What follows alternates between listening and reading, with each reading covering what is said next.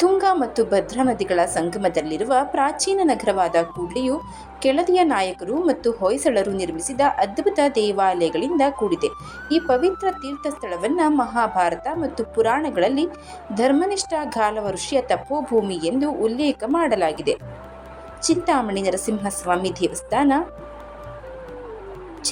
ನರಸಿಂಹಸ್ವಾಮಿ ದೇವಸ್ಥಾನವು ಭಾರತದ ಕರ್ನಾಟಕ ರಾಜ್ಯದ ಶಿವಮೊಗ್ಗ ಜಿಲ್ಲೆಯ ಶಿವಮೊಗ್ಗ ತಾಲೂಕಿನ ಕೂಡ್ಲಿ ಗ್ರಾಮದಲ್ಲಿ ನೆಲೆಗೊಂಡಿರುವ ಮಹಾವಿಷ್ಣುವಿಗೆ ಅರ್ಪಿತವಾದ ಹಿಂದೂ ದೇವಾಲಯ. ನಮಸ್ಕಾರ ಸ್ನೇಹಿತರೆ, ಎಲ್ಲರಿಗೂ ಮಾನು ಮನೋಜ್ ಕನ್ನಡ ಯೂಟ್ಯೂಬ್ ಚಾನಲ್ಗೆ ಸ್ವಾಗತ. ಇವತ್ತಿನ ವಿಡಿಯೋದಲ್ಲಿ ನರಸಿಂಹಸ್ವಾಮಿ ದೇವಾಲಯದ ಬಗ್ಗೆ ತಿಳಿದುಕೊಳ್ಳೋಣ. ಕೂಡ್ಲಿಯು ತುಂಗಾ ನದಿ ಮತ್ತು ಭದ್ರಾ ನದಿಯ ಸಂಗಮದಲ್ಲಿದೆ. ಕೂಡ್ಲಿಯನ್ನ ಪ್ರಬಲ ತುಂಗಾ ಭದ್ರಾ ನದಿಯ ಜನ್ಮಸ್ಥಳವೆಂದು ಪರಿಗಣಿಸಲಾಗಿದೆ. ಕೂಡ್ಲಿಯನ್ನ ದಕ್ಷಿಣದ ವಾರಣಾಸಿ ಎಂದು ಸಹ ಕರೆಯಲಾಗುತ್ತೆ. ಹಿಂದೂ ಧರ್ಮಗ್ರಂಥಗಳ ಪ್ರಕಾರ ತುಂಗಾ ನದಿಯನ್ನ ವಿಷ್ಣುವಿನ ಅಭಿವ್ಯಕ್ತಿ ಎಂದು ಹೇಳಿದರೆ, ಭದ್ರಾ ನದಿಯನ್ನ ಶಿವನ ರೂಪವೆಂದು ಹೇಳಲಾಗುತ್ತೆ. ಈ ಪವಿತ್ರ ಸಂಗಮ ಈ ಭೂಮಿಯನ್ನ ತಪಸ್ಸು, ಧಾರ್ಮಿಕ ವಿಧಿಗಳು, ಆಚರಣೆಗಳು ಮತ್ತು ದಾನ ಕಾರ್ಯಗಳಿಗೆ ಪ್ರಮುಖ ಕ್ಷೇತ್ರವನ್ನಾಗಿ ಮಾಡಿವೆ.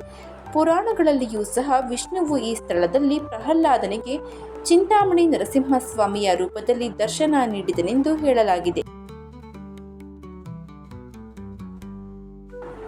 ಪ್ರಹ್ಲಾದನಿಂದ ಪ್ರತಿಷ್ಠಾಪಿಸಲ್ಪಟ್ಟ ದೇವಾಲಯ ಎಂದು ನಂಬಲಾದ ಚಿಂತಾಮಣಿ ನರಸಿಂಹನ ವಿಗ್ರಹವು ಅತ್ಯಂತ ಅಪರೂಪ ಮತ್ತು ಹಳೆಯದು ಎಂದು ಪರಿಗಣಿಸಲಾಗಿದೆ.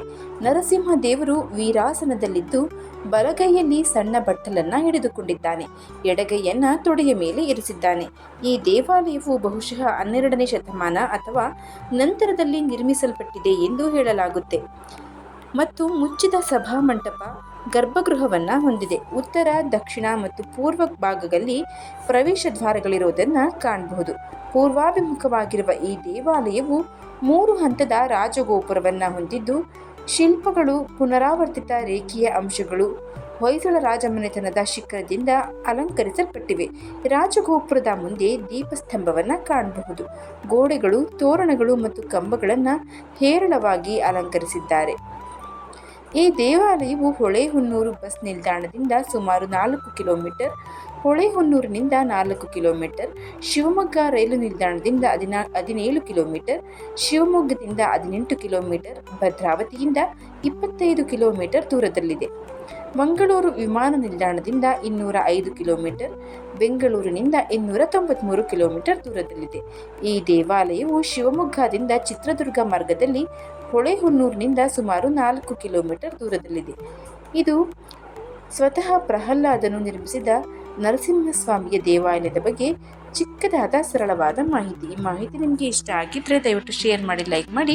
ವಿಡಿಯೋ ಬಗ್ಗೆ ನಿಮ್ಮ ಅನಿಸಿಕೆ, ಅಭಿಪ್ರಾಯವನ್ನು ಕಮೆಂಟ್ ಬಾಕ್ಸ್ನಲ್ಲಿ ತಿಳಿಸಿ. ಚಾನಲ್ನ ಸಬ್ಸ್ಕ್ರೈಬ್ ಮಾಡಿಕೊಂಡೆ ನೋಡ್ತಾ ಇದ್ದರೆ ದಯವಿಟ್ಟು ಸಬ್ಸ್ಕ್ರೈಬ್ ಮಾಡಿಕೊಂಡು ನೋಡಿ. ಧನ್ಯವಾದಗಳು.